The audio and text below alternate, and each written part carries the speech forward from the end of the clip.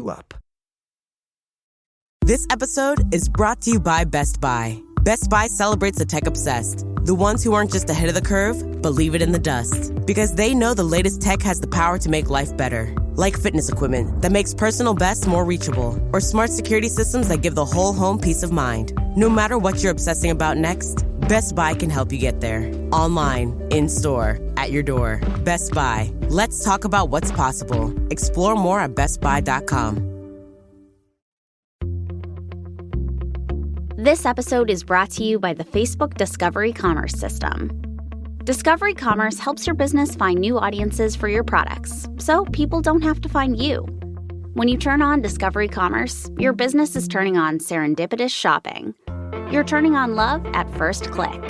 The Facebook Discovery Commerce System goes beyond demographics and matches by interest. So when you turn it on, you're turning on longer-lasting relationships for your brand. Learn how to turn on Discovery Commerce for your business at facebook.com/discoverycommerce.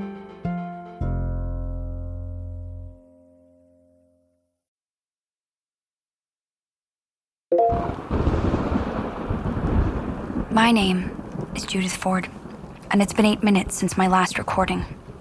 In that time, I've committed the terrible sins of pouring myself a very tall glass of whiskey and going number 1 in a toilet that screams when you try to flush it. It's on my list. As you'll recall from the previous memo, everything was going swimmingly. We were all set up to dive into the 36 questions. Candles, whiskey, duck. When, of course, my phone dies. Who should save us but runaway husband himself, Jace Connolly? After pulling a few hairs out of his perfect head, he kindly bowed to my need for accountability and let us use his charger. However, the only working outlet in this house happens to be in his bedroom closet. So I'm quite literally trapped in Jace's closet. In his closet, in his closet, in his closet. Okay, could you keep it down in there, please? It's okay, Henry. It's just the woman in our closet singing R. Kelly. I have in my hand the printout of the questions, aka the experimental generation of interpersonal closeness. As you know, these questions hold a special significance to us because we asked them to each other on our first date. And you faked your answers, for the record. I faked some answers for the record. Now, you remember the whole point of this experiment created by actual scientists was to find out if a certain set of questions can make 2 total strangers, or in this case, estranged persons, feel super close and super horny. Judith. I'm just reading the prompt. That is not a funny joke to make in my childhood bedroom. Jace, I'm not gonna jump your bones under your, super cool train spotting poster. Besides, this is a first date. I'm not that kind of lady. Or am I? Nobody knows. So, question 1, we asked out by the car. If you could have anyone over for dinner, who would it be? We said each other. Good start to the night, I'd say. Do you want some wine, lover? Could you please not call me that? And yeah, okay, I'll have some wine. But just a little bit. That's good. What? No, That's good. Okay. The way it works is we take turns being the first to ask. Since I asked question 1, question 2 has to come from Jace. Question 2. Would you like to be famous? In what way? No. No what? No, I would not like to be famous. Okay, why not? Well, that's not really the question.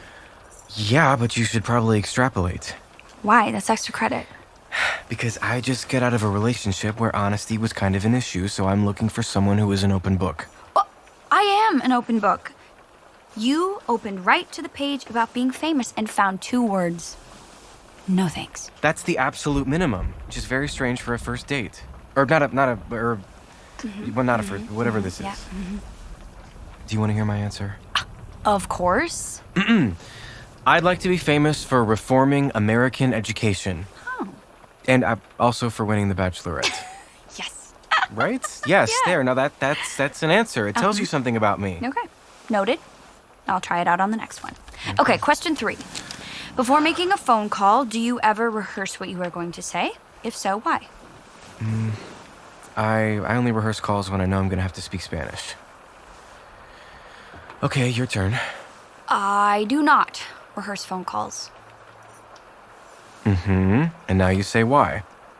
Because, you know me, I rarely think about what I say until I've already said it, and then forget what I said shortly thereafter. I know that was true of Natalie. Well, it's also true of me. In fact, most of these beginning questions are probably going to be the same answers. Well, maybe you should change your answers then. What? Why should I change my answers? Because you're supposed to be Judith now. I don't want to hear Natalie's answers. We set her on fire in a trash can, remember? I do. So let's get some Judith answers. At this point, all I know about you is you're a big fat liar and you were born in Arizona. That's 2 strikes. Okay, number 1, rude. 2, that's not true. Which part? That you only know 2 things about me. You know a million things about me, Jace. You know more about me than anyone in the world. When I was with you, I was real. When I was with you, I could be myself.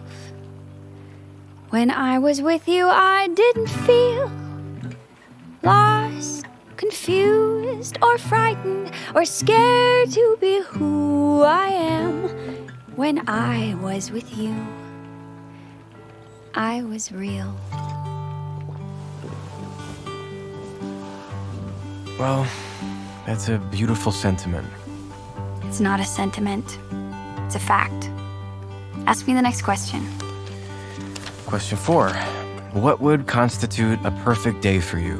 What do you think my answer is? I have no idea. You don't know what I like? I know what you did like. It's the same, Jace. That's my point. It's not like I was lying about literally everything. Judith and Natalie, we like the same things. Here, I can prove it. We both think you look great in a knit sweater. We both enjoy an empty cafe. We both are actual human beings to waiters. We both are not totally straight. None of that changes. None of that has changed. Okay? Okay. We both like drinking hot tea in warm weather. We both like playing guitar. We both like when you tell me the plots of bad movies. We both forget our card at the bar almost always. When I was with you, I was real. When I was with you, I could be myself. When I was with you, I was real.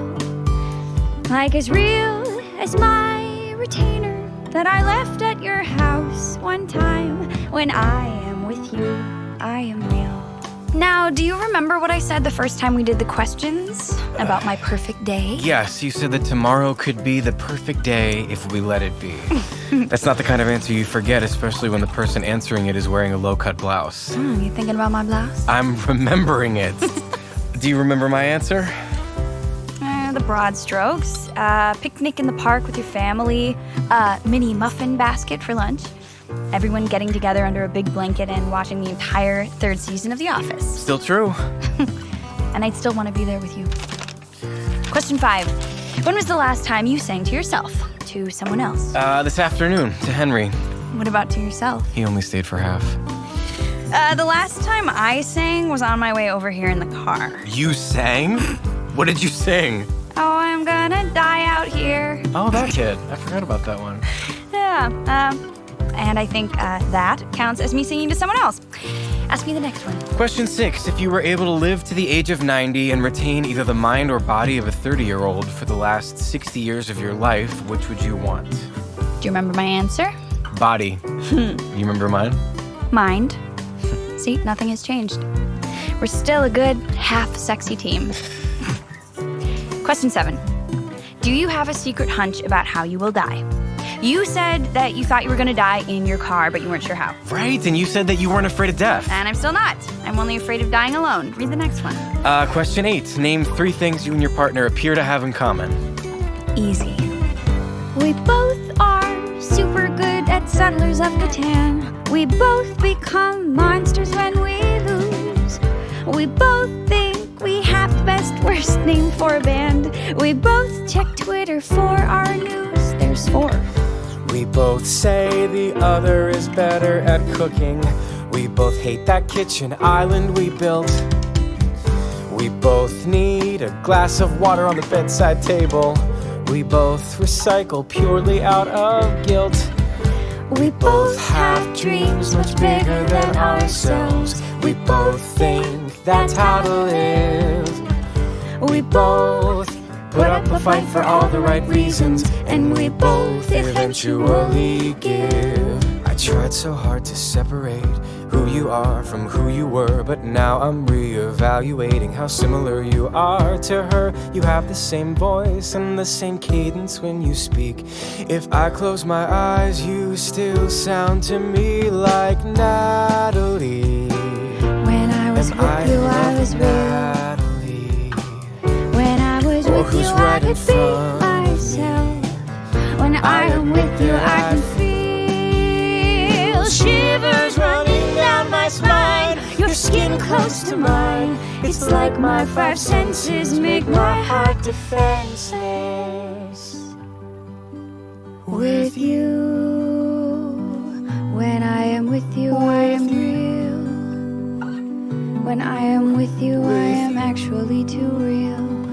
When I am with you, everything feels so real.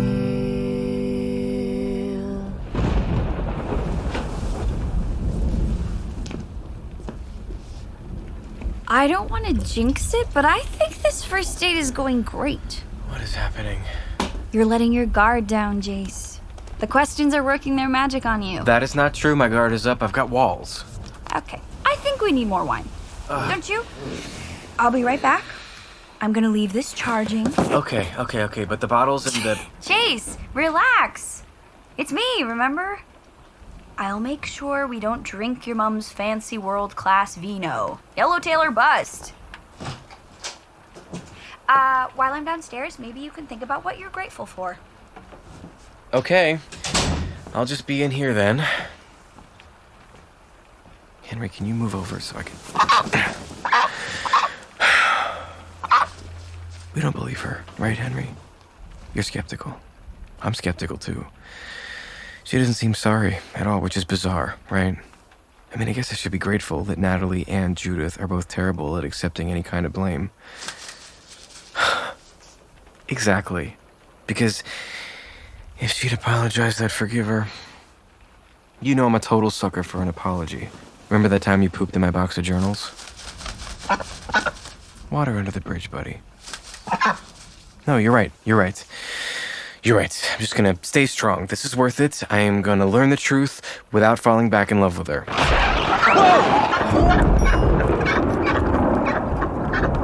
Jace! Yeah! The lights are off! Yeah, really? Yeah, I know! Are you okay? Yeah. It's just very dark. That wasn't me.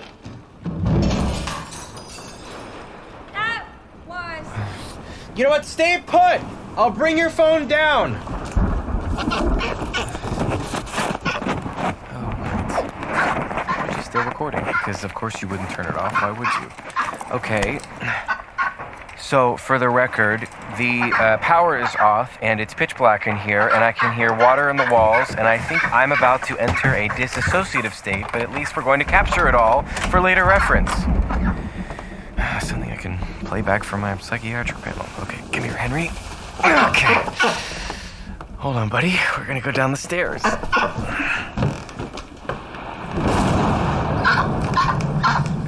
Okay. We're just gonna ignore those sounds because we're not 100% sure what they are, buddy. It's okay. It's okay. Jace? Yeah, I'm almost there. Okay, I just want to make sure you're hearing the same sounds as me. Yeah, it's just the house caving in on us. I hear Henry.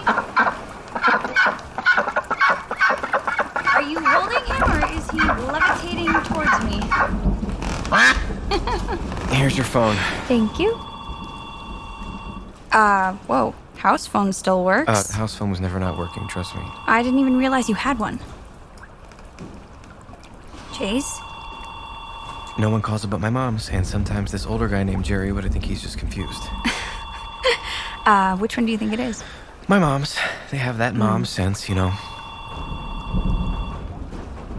Are you gonna answer it? So I can tell them that you're not here? No, I don't think so. I'm a terrible liar. Ah, damn it. My phone jumped from 8% to 5%. That little bastard. I guess that's the end of the record. Oh, you wish, dude. There has to be some way we can charge it. What about your truck? Do you have a charger in there? No. No, we are not gonna sit in my truck in the middle of a thunderstorm. Greetings from our lives on the road. Jace decided it was too weird and possibly too sexy to sit in his truck without going somewhere, so now we're driving around his old neighborhood, looking for makeout spots. We're actually pretty close to that playground me and Carl used to stand on top of and hit golf balls off in the middle of the night. Counterpoint. We don't do that. We find somewhere together.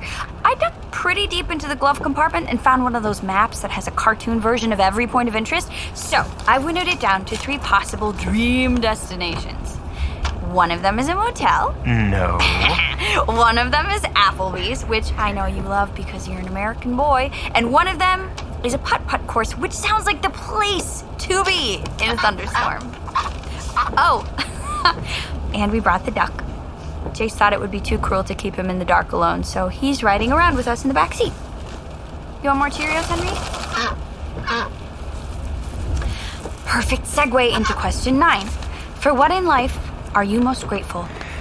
Well, I have a lot to be grateful for. That's the silver lining of your life blowing up. You become acutely aware of what you actually have. I have wonderful parents. I have a job that I love. I have a duck in my back seat eating Cheerios out of my estranged wife's hands. I, for one, am grateful for second chances. Ooh, I don't know. That sounds cheesy. That's not cheesy. That's honest. That's real. Branch. I see it.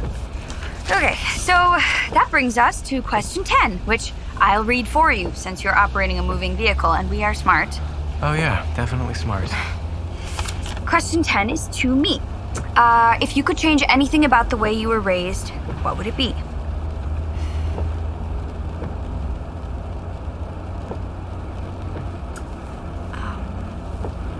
You hear that, Henry? That's what we call a pregnant pause. Okay, not pregnant. Can I just say my answer is literally everything? Well, last time you said you wished your parents were alive. So glad you remember that. Really good memory, Jace. That's not true anymore? Yeah, I'd like to put my answer on the record as everything. Whoa. It just dawned on me that your parents might actually be alive. Are your parents alive? Yes. Oh. My parents are alive. My God. Regrettably. Are you kidding me? So the story that you told me about the car accident was a total lie. Well, it was partially true, except the outcome. They did get in a really bad car accident once, but they were fine. My dad had to wear a hand brace. A hand brace? You are unbelievable. And I can't believe we're still at this light. Who tells someone they just met that their parents are dead? Oh, someone who really didn't want you to meet her parents. Trust me, they are the worst. Oh, trust you. Yes, trust me. So why did you tell me that? Ask me the question you're supposed to. Fine. Question 10. If you could change anything about the way you were raised, what would it be? When I was a little girl, like really little, like 8 or so, I was playing in my father's study, a place in the house I wasn't supposed to go. My father fancied himself a sailor. His study was filled with nautical decor. He kept a boat in the bottle on the top of a shelf, and it shattered on the ground when I slammed the door. I told my mother everything. I told her I was so sorry. She told me don't cry. When he comes home tonight, we can make everything okay. This is all we have to say. We don't remember a boat in a bottle. It must have fallen off its shelf alone. We know you loved it, we're so sad it's broken, but neither one of us was even home. And it's our word, yes, our word against his. So I hid screw-ups from my father, made up school awards to please my mom. Whatever made the steak taste better. whatever kept the waters calm. I was told to keep their secrets, and in turn they'd keep mine. As I got older, I got dumber. I couldn't help but cross the line. 3 times I nearly wrecked my life. 3 times I nearly came to ruin. 3 times went crying to my parents, who said they'd make it go away. Yes, this is all we had to say.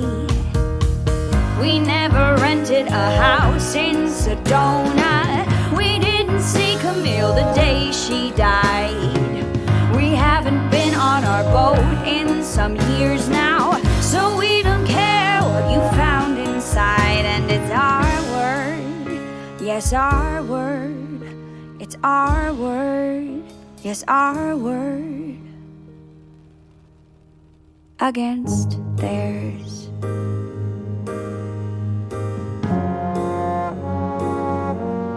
Somebody was paid to make it go away. Everyone was paid to make the problems go away.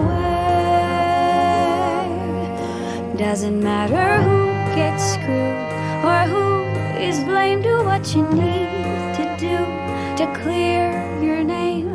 An inconvenient truth can be easily erased. When I was 26, I was living in New York. I developed some fun habits, put my white blood cells to work. I remember it so clearly. I was home alone on a Tuesday night. To level out, I popped some downers, but couldn't seem to get my mind right. I drew a bath and slipped into it, and suddenly became aware I couldn't keep my head above water. I took a final gasp of air, and as I lay there helplessly, a million different thoughts came to me. I saw my parents hearing the news, your only daughter drowned today. I thought about what they might say. Our daughter Judith, no, she moved to Austin. She's very happy there, or so we hear. She's always been so goddamned independent. The years go by and now we barely see her. Our daughter Judith, you must be mistaken. You mean the girl we raised as if our own. We loved her so much she felt like our child, but eventually we had to send her home. It'd be their word, only their word. It'd be their word, only their word, on its own.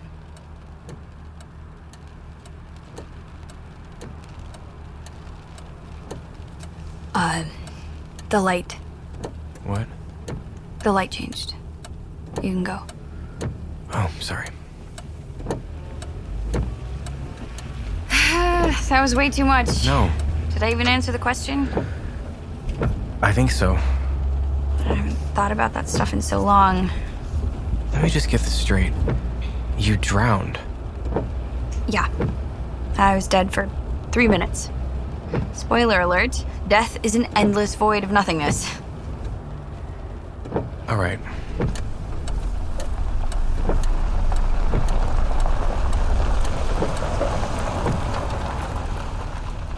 Whoa, what are we Judith. doing? Why are we stopped? Judith, I'm sorry. For what? I'm sorry your parents messed you up. Thanks, man. No, I mean it. Look at me. I'm sorry your parents set a bad example for you. That wasn't fair. Yeah, well, you don't get to pick. What about you? Would you change anything? I guess at this point I would ask my parents to raise me to be less trusting. You'd ask them. That's adorable. Anyway, I just wanted to say that. Oh, wait, don't. This is the spot. What do you mean we're pulled over on the highway? Not half a mile from the motel. See? All we had to do was drive, and we ended up exactly where we needed to be. We are not going to a motel. You know, you're right. The motel's a little too quick for right now. We still got lots of these questions to get through. The beach it is, then. The beach? Yeah, man. Do you hear the waves? I feel the ocean calling me. Wait, Henry, no, don't go anywhere. We are not going anywhere. Whew. You're probably gonna want your jacket because you're a chilly willy. We'll be right back, Henry. We'll just be right over that dune making love to each other. That's not true, Henry. Okay, he gets it, Chase. You don't have to treat him like a baby. Come on, before it starts raining again. Oh, we should probably bring the Seagrams, right? Okay, I'm going to bring the Seagrams. You coming, Jace?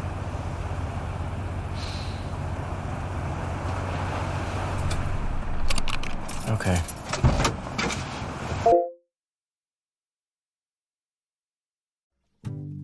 "36 Questions" is created by 2UP. We'd like to tell you about our latest podcast, Shipworm. Shipworm is something new in podcasting. It's a feature-length one-off audio movie. Like 36 Questions, it's a high-stakes drama featuring serious Broadway talent. It stars Quentin Earl Darrington from Once on This Island and Ragtime, and Miriam Silverman from Broadway's Junk. It also features 36 Questions' own Jesse Shelton. The Shipworm audio movie is available right now, today, for free. It's more than a year in the making, and it's 2UP's most ambitious and unconventional podcast yet. We hope you enjoy Shipworm, and thank you again for listening. Support for this podcast comes from Progressive RV Insurance. First aid kit, flashlights, firewood, and insurance. Whatever you're bringing on your next RV escape, you'll want protection from Progressive for as little as $125 per year. Take the road more protected with a leader in RV insurance, offering great discounts and savings. Get a quote in under 4 minutes at Progressive.com to see how much you could save. Progressive Casualty Insurance Company and Affiliates. Annual premium for basic liability policy. Not available in all states. Rate not offered in Mississippi, New Jersey, and Oregon. Discounts not available in all states or situations. It's very windy out here.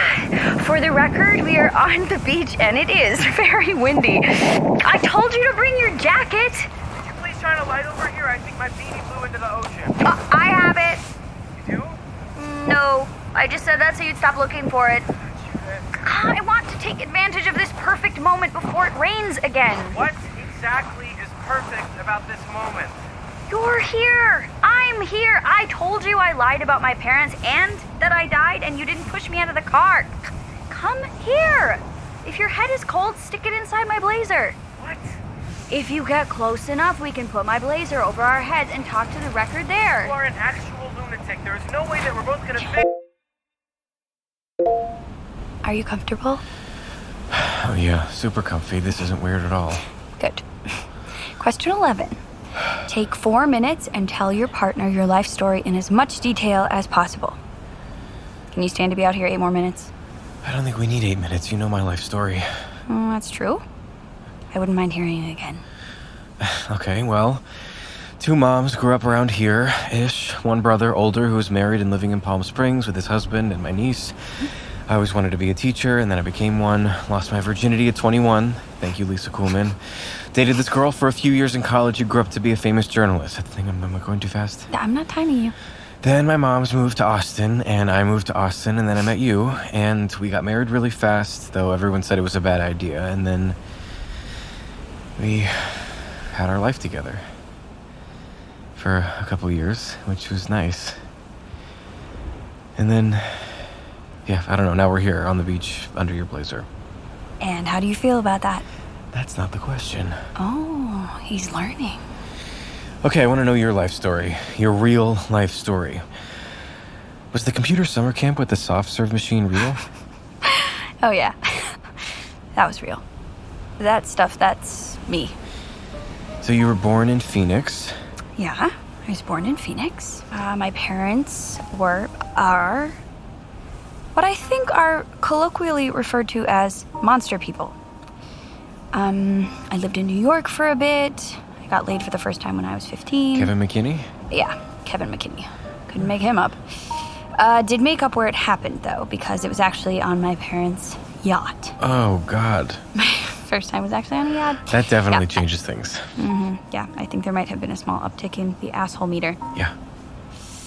Anyway, I did the 20s thing, was a writer for a while, then a nanny, then I died, then I moved to Denver, then I moved to Seattle, then I moved to Austin. Hold on, slow down. What's the matter? You're skipping over a lot of stuff. When did you live in Denver? Jace. What? The prompt is tell your life story in as much detail as possible. Details, yes. I'm trying to tell you the honest details, the details of my life, the life I want to tell you about. And I'm getting to that, okay? Okay. Thank you. So you moved to Austin and then what? Well, that's where my life really started. My life started when I went for a jog and spotted you in the park, sitting with a dog. So I stopped and asked, "Can I pet your dog?" And so there we were, me and this golden retriever, basking in the abundance of sun Austin provides. And suddenly you blurted out, "This isn't my dog. Actually, it's my friend's dog, Sheila. I'm taking care of her while he's away. She's on a lot of medication." And I laughed and you laughed, saying you didn't want to be found out when you asked me to coffee. And there was no dog. I said yes, and you said, "I'm Jace. What's your name?" And I heard the perfect opportunity to be someone else entirely, free from my history. For one single cup of coffee, I would be Natalie. Obviously, that's not how it went down. 1 cup of coffee turned into 2 bottles of wine, 3 desserts, and staying up talking until 4 in the morning. Too late to backpedal. Too good not to keep going. It felt like my life, but a better version. With you in my life, I was a better person. I heard music in the words you were saying, melodies with no band playing. For the first time I was in love, and I loved who I was with you. All the mundane shit I used to hate, like recycling plastic and flossing every day, making breakfast, paying bills, watering the plants on our windowsill, was invigorated with your sense of wonder. Pillow talk, afternoon walks, holding hands in the parking lot of Home Depot, dealing with inevitable misfortunes that were barely manageable, like that time we accidentally hit a squirrel with your car. That was an unfortunate anecdote. Do you know what I mean? It felt like my life, but a better version. With you in my life, I was a better person. I heard music in the words you were saying, melodies with no band playing. For the first time I was in love, and I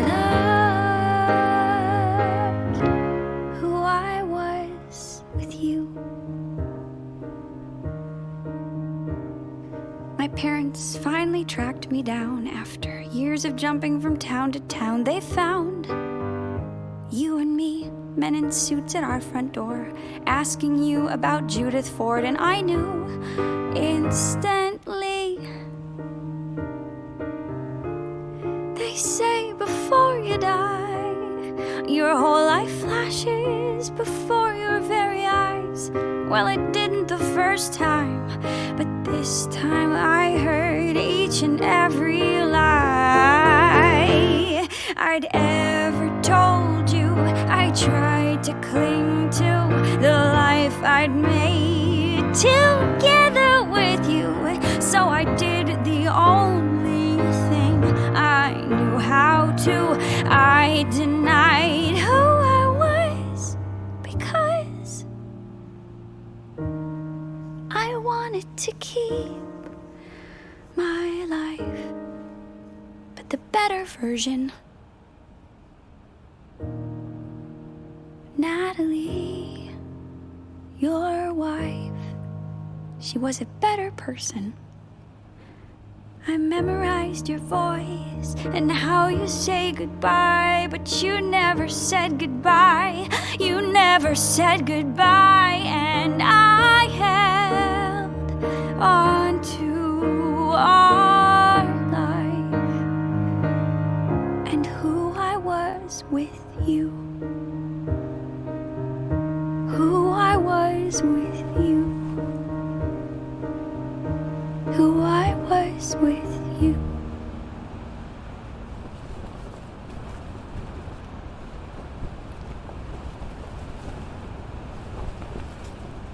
Jace,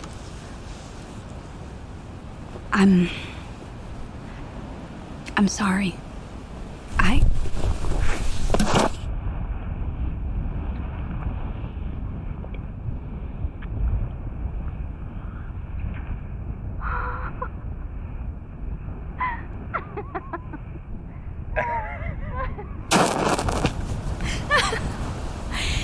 I happen to know for a fact there's a motel just down the road. No. No. Yes. And I'm not going to. But I don't know what to do with those tossed salads and scrambled eggs. They're calling again. Greetings from our motel room, future Judith. If you're wondering why Jace was just singing the theme song to Frasier, it's because on the way up here... I need to explain it. Let me explain it because okay, you're not going to explain it right. Because I'm telling you, I heard someone in the room listening to Frasier, watching Frasier. She says that she did not hear it, but if I didn't hear it, then why is the theme song of Frasier stuck in my head? Sound logic for nearly 10 o'clock Eastern time. Also, seeing as we've been exchanging swigs from a bottle of Seagrams for the past 40 minutes, only a few questions were asked before I realized that I had turned off the voice memo after... Oh, what was it? Oh, I remember. What? Jace kissed me. I'm gonna find it. I can prove it. Prove what? Prove that Frasier is on somewhere in the hotel. Okay, so we did question 12. If you could wake up tomorrow having gained any one quality or ability, what would it be? And Jace said... I said flight, baby. I want to fly like a baby bird, like a duck. I miss Henry. Oh, me too. I think he's very comfortable in his little backseat nest, though. God, this Frasier thing is really bugging me out. I answered, going off of the superhero theme, that I would like to be able to shapeshift, a la Mistake. Can you put that on mute? I can't find it. I believe you, Jace. That's right. I believe you heard it. Yes, I know that it's on somewhere. Did you say you wanted to split a candy bar? I will have one bite of a candy bar. Ooh. Question 13 was, if a crystal ball could tell you the truth about yourself, your life, the future, or anything else, what would you want to know? He'd want to know if... How'd you phrase it? Will my capacity to forgive be my downfall? Oh, they have Toblerone. The most romantic of candy bars. I'm going for it! I said I wanted a crystal ball to tell me if I'm actually good in bed. Which is true and embarrassing. Honest, which is the reason for the season. Question 14 was, is there something that you've dreamed of doing for a long time? Why haven't you done it? Jace said he'd never done sexy cosplay. Weird Doctor Who bedroom stuff. What was your reason for not doing it? This bed is so bouncy. I said that I feel like I couldn't do the role justice. Lots of scarf stuff. Give me that. I changed my answer to his because that sounded fun. Question 15 was, what is the greatest accomplishment of your life? Student loan! High five! Right. Jace's was paying off his student loan. Mine was winning 2 episodes of Wheel of Fortune, which Jace was there for. It's actually a lot of chocolate. You don't have to eat it. I'm not going to eat it, all of it. Question 16 was, what do you value most in a friendship? I said dependability. He said honesty. Both pretty pointed answers, I'd say, considering I lied and you left. Yeah.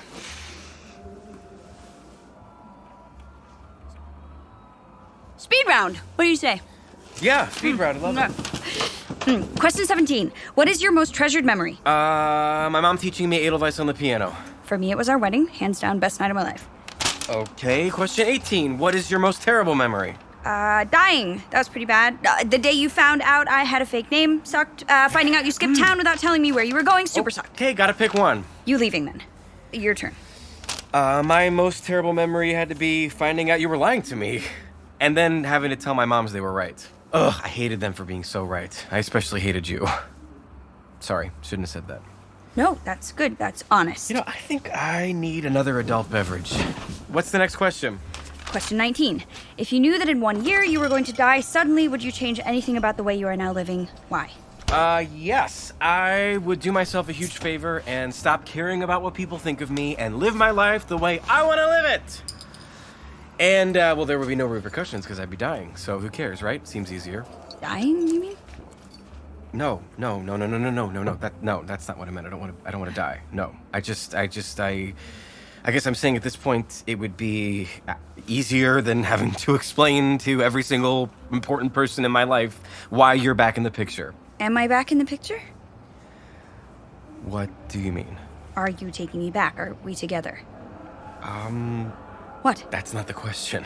Isn't that the only question? Well, I'm still undecided. You kissed me, and you're undecided. We're only on question 19. Suddenly you care about the questions? But I'm doing them, aren't I? You are? Do you not care about the questions? Listen, I guess I want it on record that I haven't agreed to anything. Yeah, you just opened the door. You burned my documents. Because you told me to. You kissed me on the beach, Jace. Did I tell you to do that? Okay, you know what? I'm gonna take a little break to go check on Henry. You want me to go with you? No, that's all right. I think I just need a moment off the record, if that's okay with you. For the record, Jace just grabbed his keys off the counter. Why is that relevant? Why is any of it relevant? You're acting like I'm doing something sinister. I'm just checking on Henry. I'm only trying to say what was happening. Keys. These are my truck keys, which I am using to open the truck to check on Henry. So do it. Your energy is so weird right now. I'm a little on edge. Well, you can relax. Don't tell me to relax. You're acting like I'm up to something. I'm not trying to. You really think I'm gonna drive away after all this? I've done it before. Okay, Judith. I'm not wrong. That was unnecessary. It was honest. You're insinuating I have something up my sleeve. I'm not the liar in this relationship. No, you're the one who vanishes into thin air. Wow, that's a little dramatic even for you. I sat you down, gave you a chance to explain. And then you disappeared. Because you lied to me, and then you lied to me about lying to me. And I said I was sorry I did that. So when are you gonna let me off the hook? Let you off the hook? Yeah, when do I get out of lie jail? That's not how it works. Then tell me how it works. Tell you how it works? Yes, tell me how it works. I'm never gonna be able to trust you again. No matter what happens, no matter how this night ends, that's just the reality. That's just the reality. And that reality isn't something you have any control over. That's what makes it reality. Okay, so clearly I'm not living in reality. That's my problem. So wait, when you kissed me 20 minutes ago, that wasn't reality. That was me wanting what I can't have. Or maybe you won't let yourself have it. Jace. Jace. I have to leave you behind. I know that sounds harsh, but that's the reality. I wish we had our old life, But that shit's impossible, that's just reality. I should have told you the minute you came, but you sounded distraught standing out in the rain. And I wanted to let you in, swallow your pain, because that's what I always do. But I made a pact with my moms. Under no circumstance should I hear out Natalie. Unlike you, I keep my word, and promises I make become my reality. You like to live your life blurring the lines, bending the rules to make yourself look better. But all that I wanted was something concrete, and to know for a fact you are real. What I know is I still love you. That's my reality, you know. I'd give anything to wake up with you next to me. You and I spent 2 years of our lives lost in your lies, far from reality. And it felt like a dream, 'cause it was. Why do I always give in? That is on me to change, that's my reality. I can't do this to myself again. I deserve someone who accepts reality. I can't imagine rebuilding my life with you, constantly on the edge of what I know is true. And you would string me along like you always do, knowing I will never let go.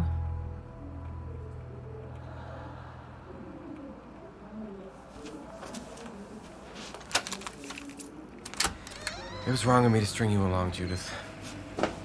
You weren't. You were starting to actually get it. I wanted to know why you lied to me, and I let that cloud my judgment. You were finding out who I am, and you were growing as a person. It doesn't feel good to grow, Jace. We know this. It hurts our brains. It's technically brain damage. I'm going back to the house. No, please. I need to spend the night alone. I think this is better for both of us. I don't think you want to do this. You drive away right now, leaving me with nothing but Cheerios. I may not hunt you down. You're not gonna hunt me down because it's over. I'm saying it's over. I can't hear you over your scampering away. Tell it to my face, please. Goodbye, Judith. Come on! Is this a pattern now? Jeez, please don't do this. I'm asking you. Please! Please stop driving away!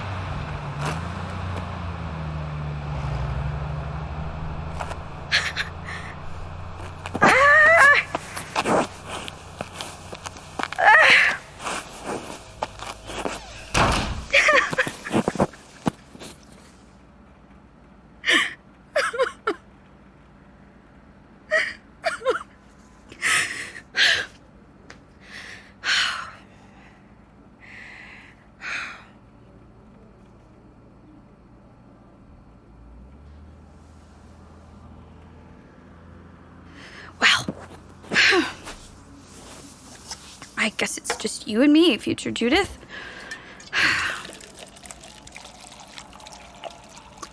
Maybe you can help me out with this one. Question 19. If you knew that in 1 year you would die suddenly, would you change anything about the way you are now living? Why?